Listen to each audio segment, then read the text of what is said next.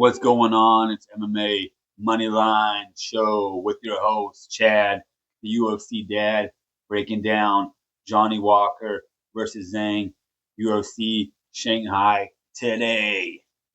Let's go. Let's jump right into it, guys. Been doing good so far. Just want to let you know, since I started the channel, we're at a 65% win rate. Stick with me. Doing good. This one's going to get a little hairy. Not going to lie. The more I looked at the card, the more I've seen there's a lot of underdogs there. So we're going on a ride this weekend, all right? So buckle up. First fight, though, we're going Dayar, the kid who missed weight last time, versus Euron. Euron lost to Bidet last fight. I think it was short notice fight. He moved up in weight, a little bit smaller for a heavyweight, but looked really good. Euron's a minus 300 in this fight. I picked him to win this fight. I think it's going to be pretty dominant, standing or on the ground, honestly. All right, so you're on first pick of the day. Next fight, we're moving on to Yu versus Zhao. Yu is a grapple heavy guy, decision animal, but not going to get a lot of finishes. But I like his style. Zhao got a good KO last fight, but not really high on him right now. So I went with the Korean Yu in this fight. Moving on to the next one. Yeza. These names are freaking horrible. Yizha. Yeza versus Weston Wilson. Mr. Wilson is currently 1-2 in the UFC. I think that Silva loss is stuck in everybody's mind. But to be plus 775 when I was making this video, it doesn't add up for me. Because I feel like Yizu is also 0-2 in the UFC. He is 5-0 on road to the UFC, but in the actual UFC, he is 0-2. So this shows that his level maybe not quite there. And for Wilson to actually have a win in the UFC, maybe I'm playing too much into that. But I love his grappling. I love his height in this fight. His size being 6'1" and going against a guy who's 5'7". So I think Weston Wilson might be one of the biggest upsets of the year if he gets his W. And I think he is. I am picking Mr. Weston Wilson to get this done. I'm pretty sure it's going to be by submission, but don't quote me on that. So there we go. Wilson for the W. All right, let's move on to the next one. Michelle Pereira versus the Dawkins boy. Kyle Dawkins making his UFC return. He went 4-0 after getting cut from the UFC, making a short notice fight. Michelle Pereira is now coming off 2 straight losses in a row. I don't think he needs a win to get cut. I don't think he's too entertaining for them just to cut him right now. So I think they're going to keep him. I like the Dawkins brothers. I do. There's something about him, was really big on his brother. I think Kyle was as good as his brother, but he's back in the UFC before his brother was. So here he is, and hopefully his brother's in this corner for him, I love seeing that family that goes in fighting with each other. It's just really cool to see. But all that said, I think Michelle Pereira is just a little bit too technical, explosive, and just going to kind of play with him, honestly. I got Michelle Pereira winning that one. Moving on to the next fight. The Energy versus Loner Kavanaugh. Mr. Johnson, I love his style. He's big for the weight class, 125er. He kind of hard to figure out. He mixes in the wrestling and the striking very well. Loner Kavanaugh, he's also that new breed of fighter. When I saw him on Dana with the Center, oh my God, this kid might be top 10 fighter right now in the division. But the more I watched and looked into this fight, the more I'm going to pick the Energy with this one. I think Johnson, his range, his style for this fight is going to be hard for Kavanaugh to figure out. But I just might win Johnson the first couple rounds doing that until Kavanaugh has his athleticism kind of maybe keep up with him, maybe figure him out, his MMA mind, win him that third round. But I think he's going to be a little bit behind the ball, maybe even lose that first round and kind of panic in the second round and not know what to do. And He ends up losing a 29-28 decision. That's kind of how I see this fight going. I think it's too early of a step up for Lona Kavanaugh. Um, so yeah, I'm a Johnson myself. What can I say? Let's go. Energy for the win here. All right, moving along, moving along. Got a few more picks here, a few more to go. Let's see. Sorry for the adjustment there, fellas. All right, the next one we're going Crosby versus Nurji. Nurji's a new prospect. He's making his UFC debut. He's a southpaw striker. A little bit of footage that I did see on him, I was impressed. He is a finisher. Level of competition didn't look very high. Mr. Crosby, he needs a win bad right now. I believe he's 0-2 in the UFC, so this is pretty much cut range for him. If he doesn't win this fight, he is going to get cut. So, not much to really say about this fight. I love a southpaw striker. Naraji for the win here. All right, moving on to the next one.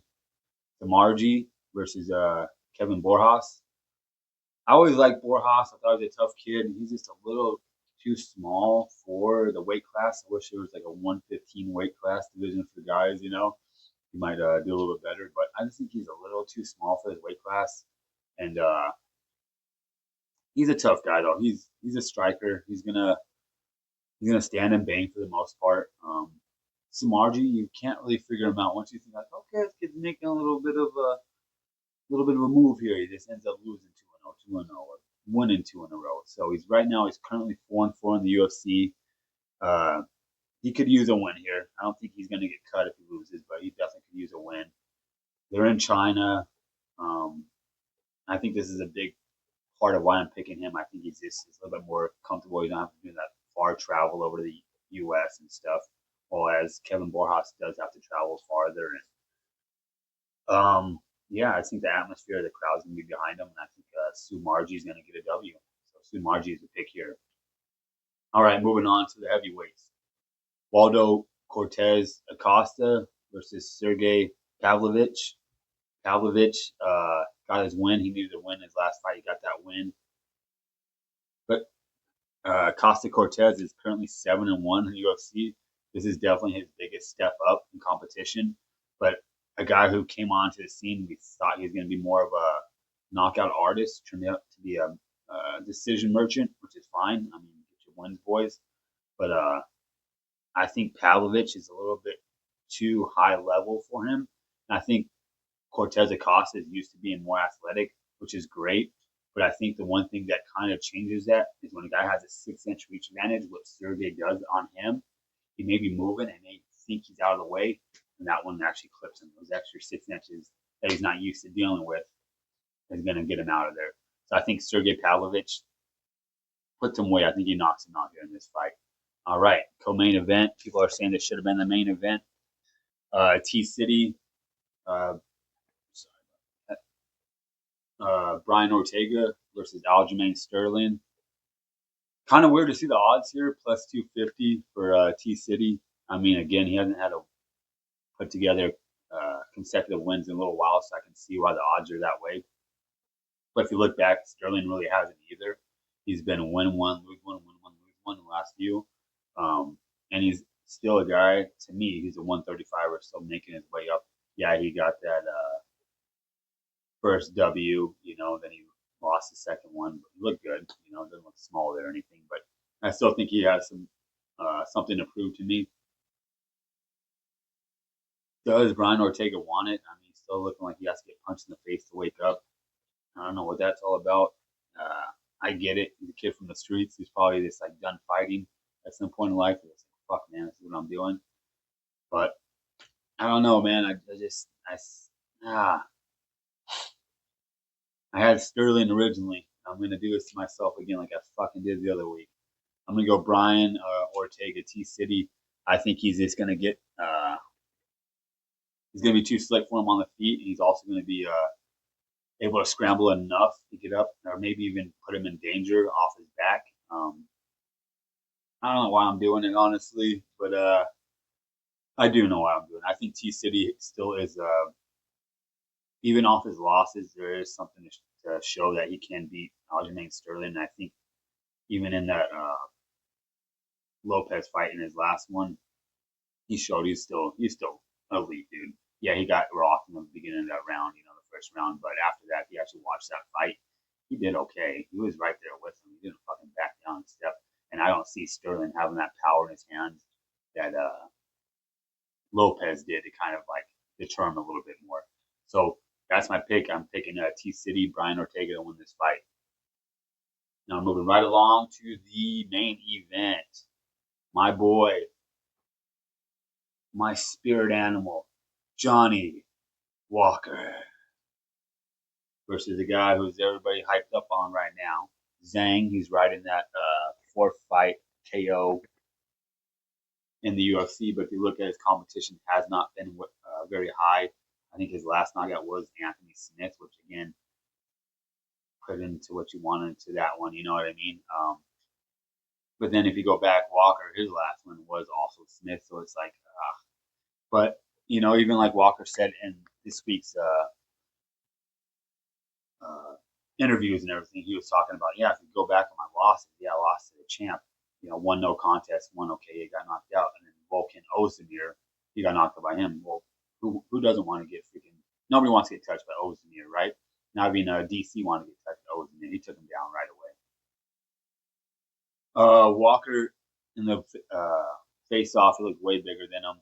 They said they trained together. Walker said he kind of knows what Zhang is going to do, but Walker said he kind of didn't really perform the way he wanted to in those practice settings. So he says he has a lot more for him. He's been training with his brother a little bit more. I mean, it's another big body to move. I think he should just go out there and just impose his will. Walker, I want you to get this win so fucking bad. Okay, buddy? We're praying with you. We're going to be up there 6 a.m. where the fight starts, or the main card starts for us over here on the West Coast. We'll be rooting for you, brother. Okay, man? So hang in there, brother. We got you, dude. The pick is Walker. I'm going to go run through the all the picks. So the main event, we picked Walker. Co-main, T-City, Brian Ortega. Got Pavlovich, Suamarji, Naraji. Name kind of looks familiar. Naraji. You got Johnson, Pereira, Wilson, you, and Euron. That's 10 fighters. I picked for you. Again, we are currently at a 65% win streak since I started this channel. Trust me, I might sound a little crazy, but I know what I'm doing. We'll be back with Dana White Contender Series on Monday video for you guys. That's been a lot of fun. I've been 8-2 so far in that series. So we're going to continue with the good momentum there. All right, guys. Y'all have a good weekend. Can't wait for some fights.